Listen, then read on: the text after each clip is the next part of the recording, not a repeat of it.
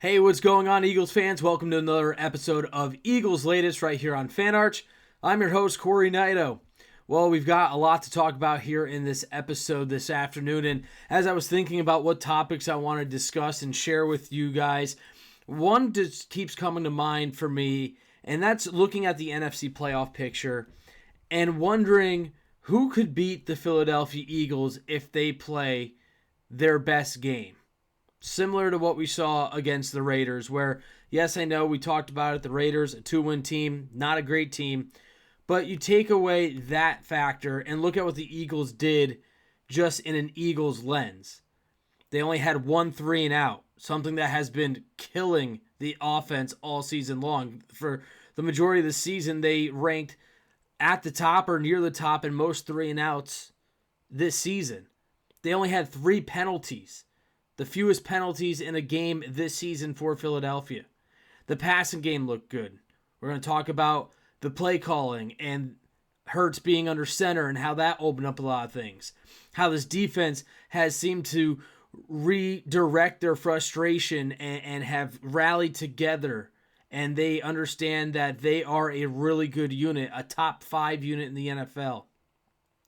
So I'm looking at the NFL playoff picture. I'm looking at the NFC. And you look at the teams that are in the top right now. Obviously, the Rams are the number 1 seed. They already clinched a spot. The Eagles beat them. The Bears are the number 2 spot. I know the Eagles lost to the Bears at home. The Bears ran all over Philadelphia. If the Bears lose to Green Bay this week, their playoff chances drop to 59%. So they are in an absolute gauntlet, and they're 10-4. Like, the NFC North is insanely close.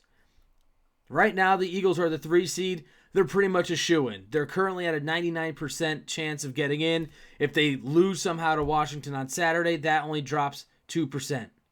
If they win, again, they stay 99%. The Buccaneers are the 4 seed. The Eagles beat them. Seahawks, 49ers, Eagles don't play them this year. I think the Seahawks are coming down to earth a little bit with Sam Darnold. JSN is obviously great, but I don't know if I'm worried about the Seahawks. The 49ers, a lot of people think they can make some noise. They did and still have the easiest schedule of the NFL, but nonetheless, you can't really penalize the 49ers for their schedule. They have to win the games against the teams that are on their schedule, and they're doing that right now. They're 10-4. And then you've got the Packers at the 7 seed at 9-4-1. The Eagles beat them. Looking on the outside in, the Lions, the 8th seed right now. The Eagles beat them. So you look at the teams that are fighting for playoff spots, right? If the Eagles play their best game, something similar to what we saw against the Raiders. I'm not saying they're going to shut out any of these teams. I'm not going to say they're going to put up 31 points. But if they play their style of game like we saw on that Sunday and what we saw in 2024, who beats them?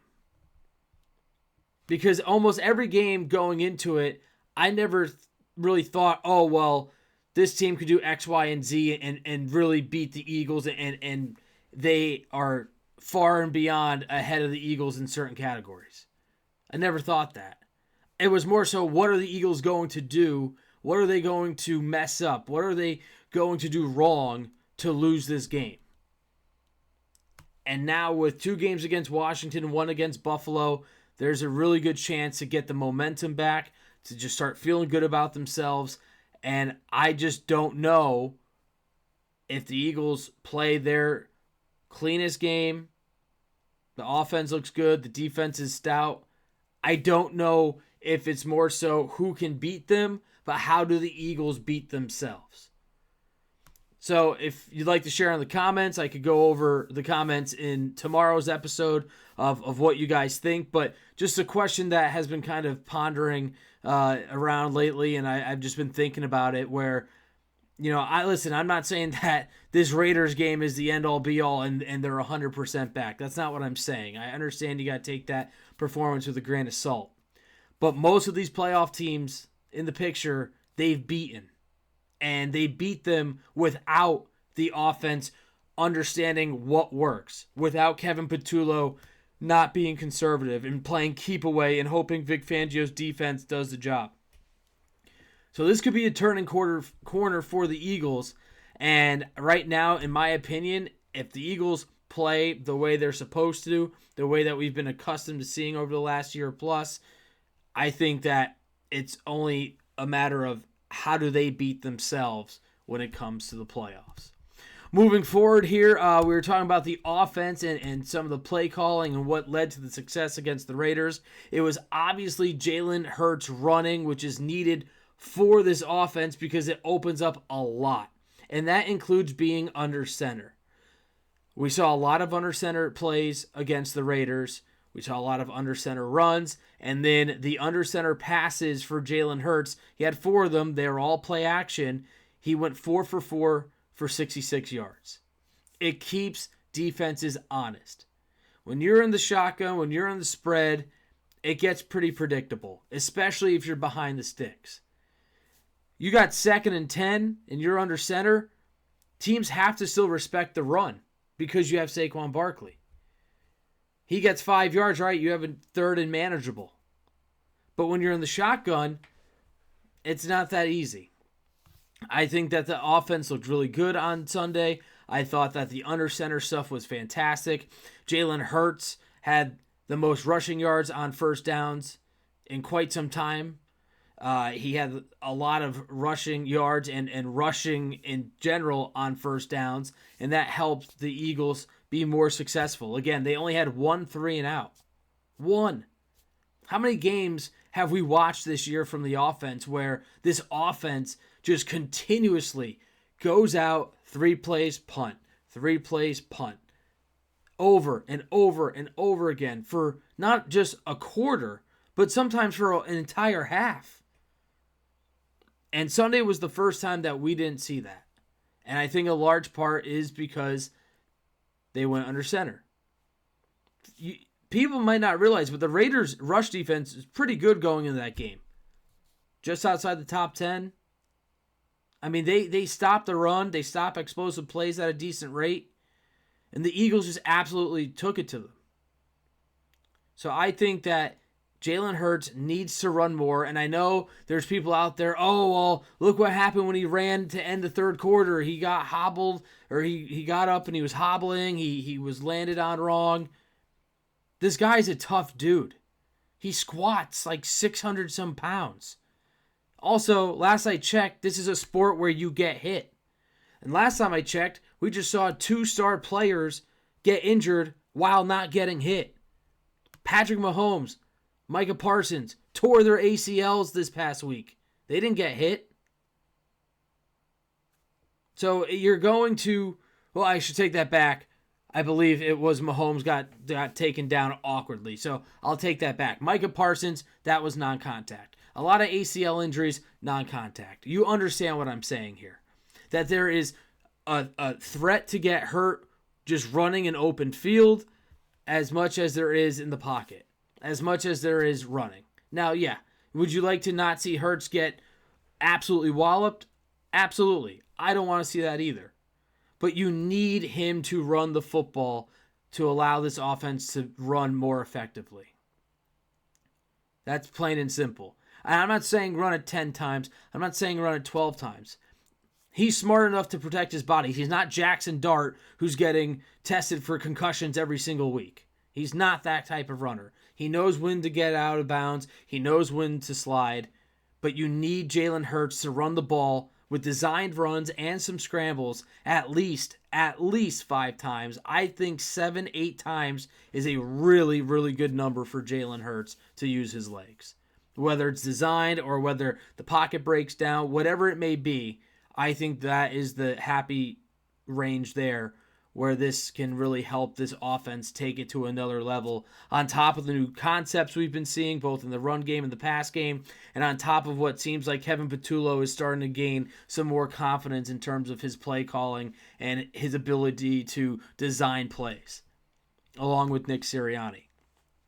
I don't know if you guys have access to HBO Max and the Hard Knocks, but there's a great clip. I shared it on my X account at Cory_Nidoh.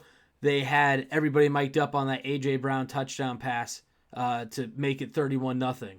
and Jalen Hurts losing his mind. A.J. Brown, Jalen Hurts dabbing each other up. Jalen Hurts smiling from ear to ear, talking Nick Sirianni. Sirianni mentioned saying something along the lines of like, yeah, you better say that was a good design. These guys are starting to have fun again. Nick Sirianni's using the word joy ad nauseum. He's saying it 5-6 times in an answer during his press conference.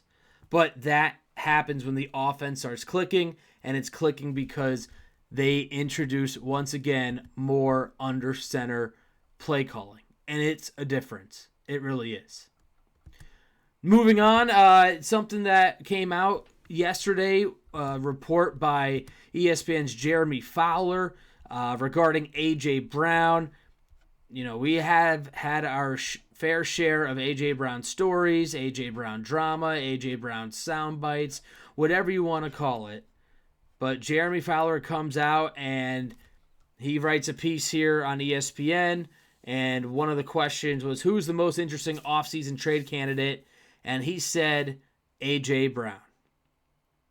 Now, he says that the weekly concerns about Brown's messaging must be taxing on Philadelphia's locker room. I tend to disagree with that. I don't think players are really that annoyed with it. I think that this is a strong locker room. They have a lot of veterans.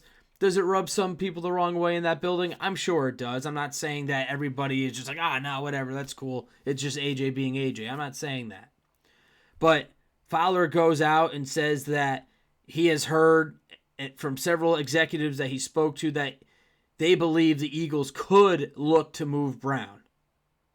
The key word there is could. Well, yeah, they could look to move anybody. They could look to move Saquon Barkley if they want. So I don't put much stock in this right now. It seems like everything's going fine. A.J. Brown, yes, I think he does seem that he wants to continue to build his career in terms of building his statistics so he can be viewed as one of the best wide receivers, so he could go to Canton, Ohio. I don't have a huge problem with that. These guys put their bodies out on the line week in and week out for the majority of the year. We know that for all sports, sometimes winning championships, yeah, it helps, but you need the numbers to back it up as well, especially if you're not a quarterback. So this trading rumor, whatever it is, I'm not putting much stock into it right now. Again, Jeremy Fowler, I'm not saying he's lying, obviously. He spoke with several executives, but the key word here is could move him. Now, if they do, you're moving a 28-year-old wide receiver in his prime. Obviously, there's a market. There's been rumors that Mike Vrabel and New England have been trying to poach him since the early stages of the season when the first sign of A.J. Brown being unhappy came about. But contractually and salary cap-wise, it would be a little dicey for the Eagles, but they've shown that they're not worried about restraints and challenges a la the Carson Wentz trade. If they absorb or they trade him, they would have to eat $20 million, or they could save $7 million and send him off and wait until after that June 1st cutoff. So who knows? It seems like there's more people that think that could happen. They win another Super Bowl, or if they even make a deep playoff run, I can't see A.J. Brown wanting out. I can't.